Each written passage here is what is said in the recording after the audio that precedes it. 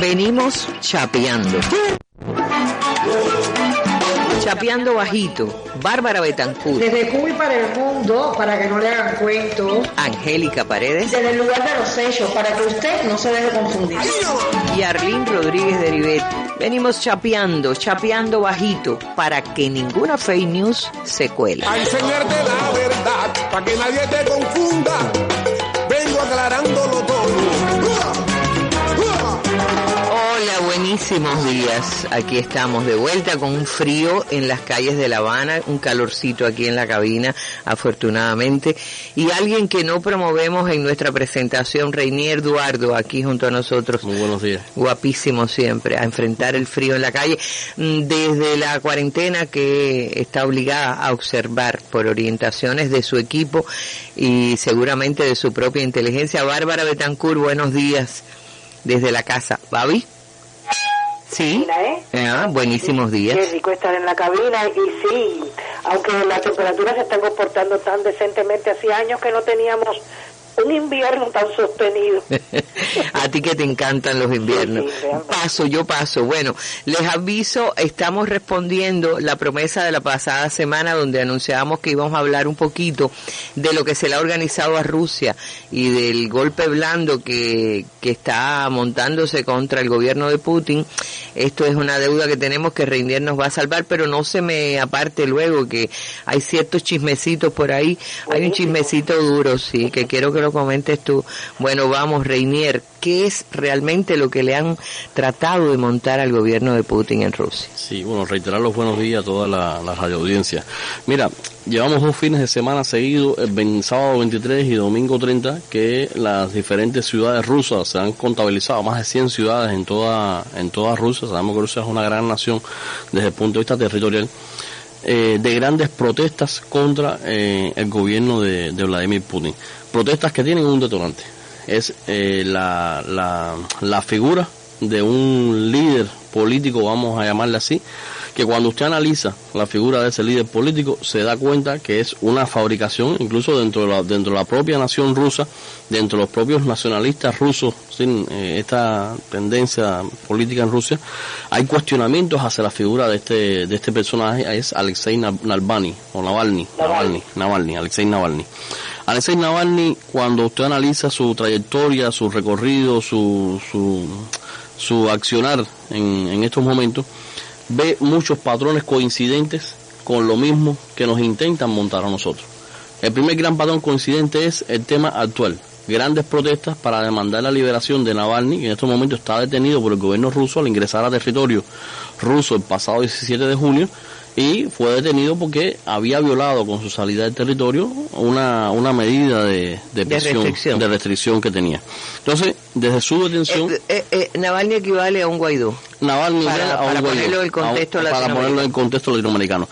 Y poniéndolo en el actual contexto de protestas demandando su liberación, equivale, claro, en una menor proporción, porque nunca va a tener nada que ver con este personaje, a un personaje como el tal Denis Solís, el impresentable Denis Solís, sobre el cual quisieron montar, no, porque aquello es la historia y esto es el chiste, ¿no? No, pero quiero decir el pretexto, la liberación de un sujeto, pedir la liberación de alguien para desencadenar. El esquema que se aplica es lo mismo. El esquema que se aplica es el mismo. Exacto, y hay como, por eso uno ve, y hay mucha gente que dice, pero ¿cómo son tan ignorantes que ponen en sus propias redes sociales la violencia, la agresividad, el insulto a la autoridad?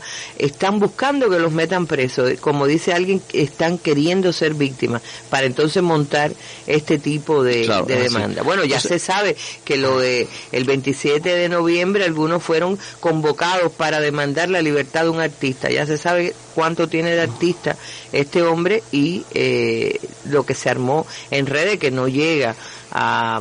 Por supuesto, es en el esquema que se montó aquí, pero puede ser la semilla. Claro. ¿Cuáles son esos patrones, Arlín, que tú me preguntabas, que tiene mucho que ver con lo que también nos han estado intentando montar a nosotros? Navalny es un personaje que empieza a surgir a partir de 2008, empieza a hacer publicaciones críticas contra el gobierno de Vladimir Putin en su blog personal, y en ese momento, evidentemente, Estados Unidos pone el ojo de atención sobre Navalny. ¿Por qué pone el ojo de atención sobre Navalny? Porque 2 años después de que él empezara esta activa labor mediática contra el gobierno ruso, le otorgan una beca en la Universidad de Yale, una de las universidades de las 3 universidades más prestigiosas en los Estados Unidos, que es una beca encaminada a la formación de liderazgo y una palabrita que tanto se ha usado también en el tema de Cuba, del empoderamiento individual de las personas. Coincidentemente sale de su beca en Yale en el año 2010 y en el año 2011 Navalny funda una organización no gubernamental, una organización propia, con el objetivo de impugnar al Estado. Y entonces empieza a trabajar la misma línea que nos están trabajando a nosotros desde el punto de vista como estrategia, ¿no?, anticubana, del lawfare. El lawfare no conocido como el que hemos visto en América Latina, que es el Parlamento impugnando a los líderes. Sí, pero sí usando recursos legales. Usando recursos legales para minar la institucionalidad, para minar el Estado, para atacar el Estado, que es también otra estrategia. Cumple los principios del llamado golpe blando y la guerra de cuarta generación.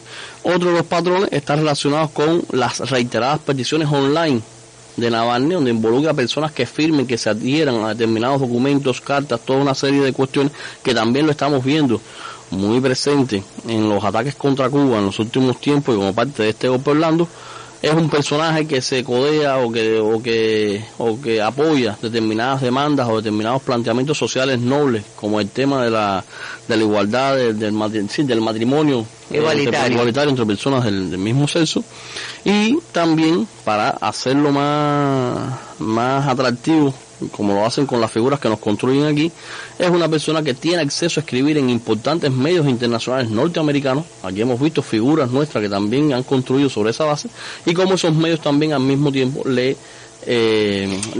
forman su... Y los de nuestra audiencia que estén siguiendo La Pupila Asombrada habrán visto con asombro, los que no conocen esta historia, porque los que la conocemos ya sabemos de antemano, de periodistas que han muerto o se han suicidado o han muerto de manera rara o sorpresiva, que han denunciado el trabajo de la CIA en eso de abrir páginas para que se publiquen grandes medios, dándole el guión a quienes escriben o incluso poniéndole así a los artículos y estas personas prestando su firma. Eso es una historia, la compra de periodistas. Claro. Y no podía faltar en toda esta provocación que se está montando en Rusia, que ya por supuesto han servido la bandeja, las protestas, la actuación policial sobre los manifestantes, ya empiezan las condenas a aparecer, a pedir condenas de la Unión Europea, ya empezó el secretario de Estado norteamericano también a condenar el tema de la supuesta represión en Rusia, y todo el discurso que ya conocemos, pero que nunca puede faltar en estos casos es el papel de la Embajada de los Estados Unidos en estos países.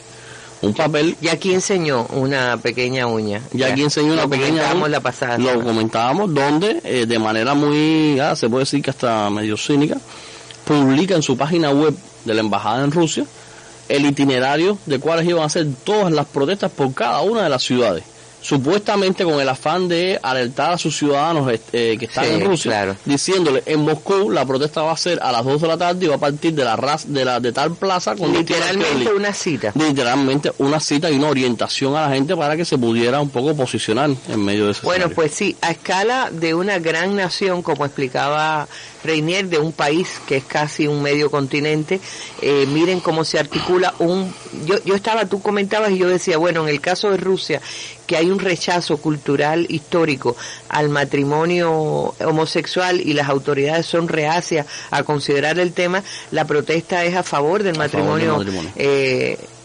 Homosexual o de personas del mismo sexo.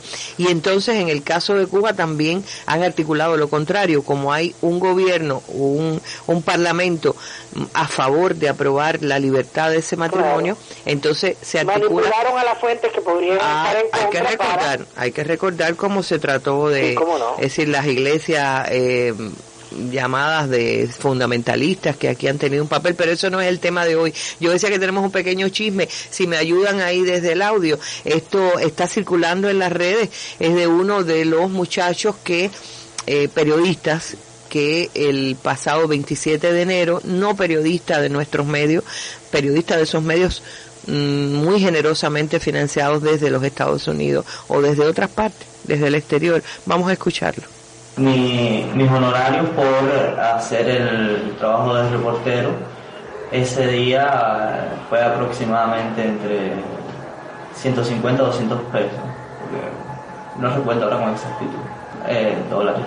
Solamente sé que es una persona que me trae el dinero a la casa, nunca es el mismo, no, o sea, no sé si es una agencia, sé que es alguien simple que me toca la puerta un día o me llama por teléfono y me entrega el dinero.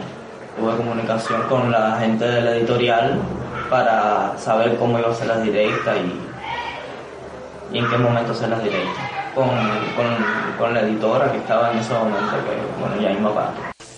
Cuéntame, Babi. Ay, chica, qué cosa más grave. Bueno, te decía que lo dejo en tus manos. No, yo ayer lo escuchaba, ¿no? Y yo veía ese muchachito tan delgadito, con tantas posibilidades que a lo mejor puede tener en Cuba de hacer algo más digno que eso, que esperar en su casa que alguien le traiga un dinero que él a lo mejor te dice que no sabe ni de dónde salió, porque dice que no sabe bien si son 150 o 200. Pero sabe qué cosa paga. De matemática también.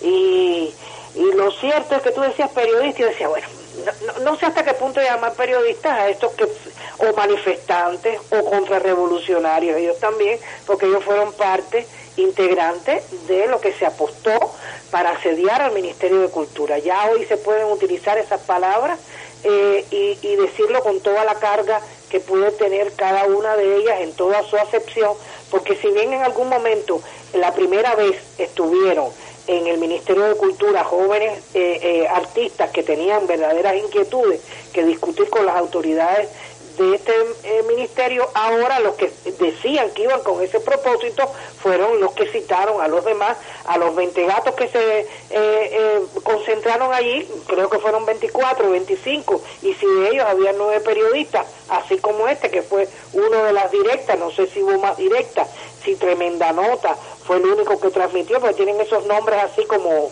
bueno, a la par de la pacificancia que quisieron convertir en una palabra de nuestro rico idioma español. Ahí están colaboradores, porque yo no puedo decir si son periodistas o no, realmente las cosas que estoy obligada a leer de estas plataformas, porque también es muy difícil catalogar de medios de prensa a estos engendros surgidos para actuar en las redes, más como plataformas políticas que como medios de prensa, para los cuales, por ejemplo, o de los cuales no existen trazas de reconocimiento alguno por ninguno de los instrumentos y herramientas que existen en el mundo para valorar el trabajo de la prensa, el posicionamiento de las páginas web. Esta gente están actuando de una manera que tú dices, bueno, lo construyo, doy mucho dinero, construyo una plataforma que le digo a la gente que es para dar noticias, es para sembrar en realidad matrices contrarias a tal o más cual proceso, porque no solamente hay plataformas de esta naturaleza para Cuba, la hay también, como decía nuestro fiel caballero que siempre nos acompaña, y un beso para él también. Bueno, existen para todos los países que están en contra de los dictados de Washington o de otros intereses. Y además de eso, además de estos elementos que estoy diciendo, le construyen seguidores porque estos los llamados trolls, los trolls, sí, además, y después ellos te hablan como si esto fuera, a ver, tan legítimo que ellos no, a lo mejor algunos no saben ni de lo que están hablando, porque no es lo mismo el 4, 20, 50, 27 like que te pueda dar personas que tú sabes quiénes son, a que de buenas a primeras, gente que tú ni conoces y que se levantaron de ahora para ahora mismo, en un lapso de tiempo tan breve, te aparezcan 200 seguidores, que además después siguen siguiéndote, aunque tú una página nunca más la actualices, aunque tú nunca más actúes en las redes sociales. Eso es muy fácil de descubrir, y por supuesto se descubre, pero ellos hablan, bueno, son expertos en la posverdad. Entonces, realmente, lo que da es pena, ya que el día cuando teníamos menos elementos, porque creo que hablamos al segundo día, al día siguiente de los hechos en cuestión, bueno, pues teníamos la percepción, pero no lo que ha ido trascendiendo en estos días, que lo viene a confirmar la grabación que acabamos de escuchar de este muchacho que ojalá y sus familiares se preocuparan por encaminarlo, incluso aunque no estuviera en favor de la revolución, que buscara una vía de una manifestación de cómo él puede encontrar un proyecto que sea más legítimo, que sea menos dañino, que sea menos tóxico y que realmente pueda tener un futuro mejor en cualquier otro país. Porque bueno, yo creo que lo más importante que también da eso es que la prueba de aquí a veces de las denuncias que se han hecho se trata de decir no, porque todos no son pagados, bueno, pagados y pagadísimos, pagadísimos. No vamos a ser ingenuos, los 20 millones o más que se aprueban anualmente contra Cuba. Babi, te pido hacer una pausa porque tenemos un sonido que quiero, porque no vamos a vivir chapeando nada más que estas ni cosas. Poniéndonos ellos los temas de la agenda. Y por favor, en este país que hacer. Era llamar la atención sobre que haya en una manifestación o una cita que se dieron allí frente al Ministerio de Cultura, no pasaron de 25, había 9 medios de prensa filmándose a sí mismos, las directas famosas, bueno, a lo mejor ese con día, el micrófono en la cara de los demás, acosando y provocando lo que se provocó. Claro. Vamos a hacer esta pausa porque tenemos un sonido un poquito largo ahora. Gracias, Babi. Que es pronto para encargar su compra. Puede que en el futuro toque, pero de momento no toca, porque prácticamente no sabemos nada de ella. Eficacia. ¿Tenemos ahí algún dato? No, sabemos lo que los cubanos aseguran, y es que en animales va muy potente. Sabemos eso y que de momento no se ha muerto ningún humano. Para aprobar una vacuna hay que hacer ensayos. Hay un ensayo primero en el cual pruebas que la gente no se muere, que es lo que han hecho los cubanos con 40 personas. Un segundo ensayo donde ya pruebas a unos centenares, en Cuba están con 900, para ver que realmente es eficaz. En eso están ahora en su vacuna más prometedora. Y después un tercer ensayo con miles de personas para comprobar que funciona con todos. Eso llegará en marzo y eso posiblemente no sea en Cuba, porque Cuba para eso no sirve. ¿Y por qué no sirve Cuba? ¿Qué problema hay? Pues que Cuba ahora mismo es, y esperemos que le dure mucho, Finlandia. La cantidad de casos que tiene Cuba es más o menos la misma que pueda tener Finlandia, unos 70, 80 casos por cada 100.000 habitantes.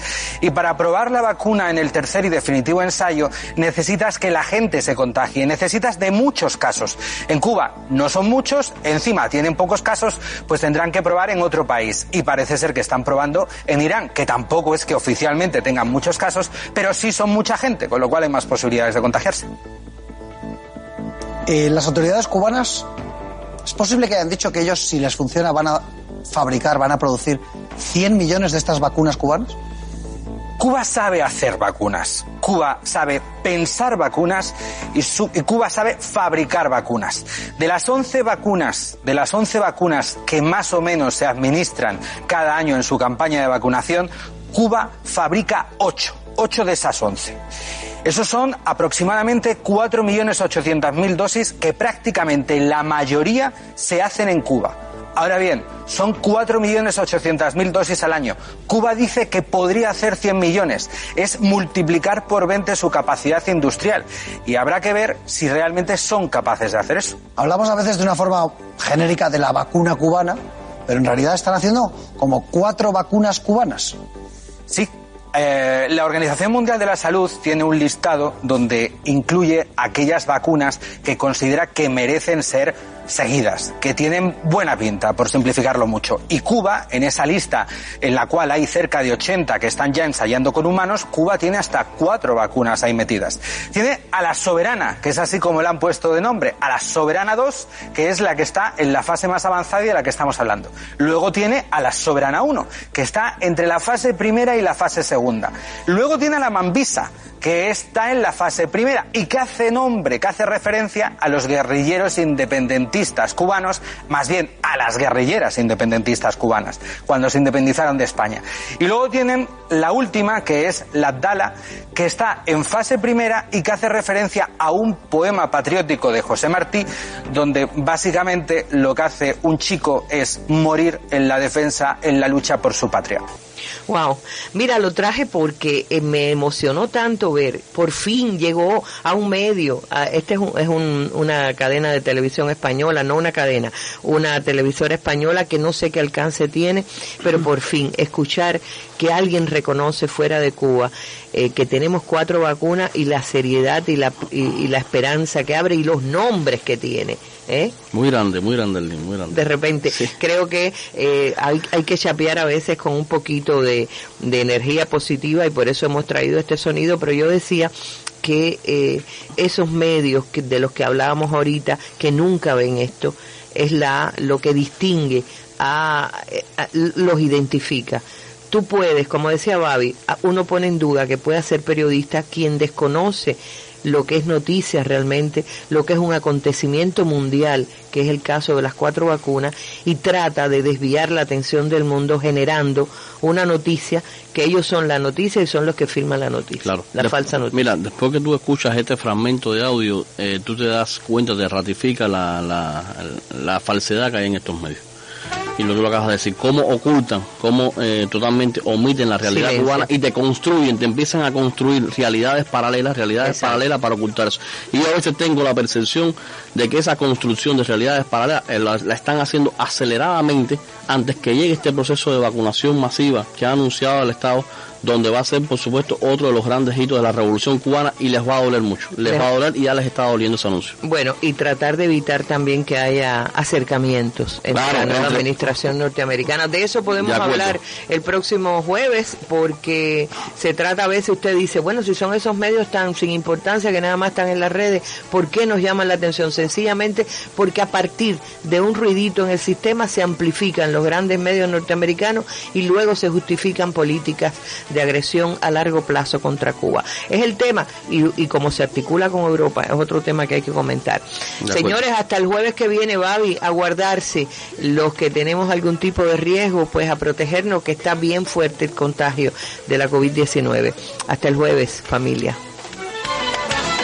Es que yo soy así, fuerte como el Guayacán, por eso vengo valiendo.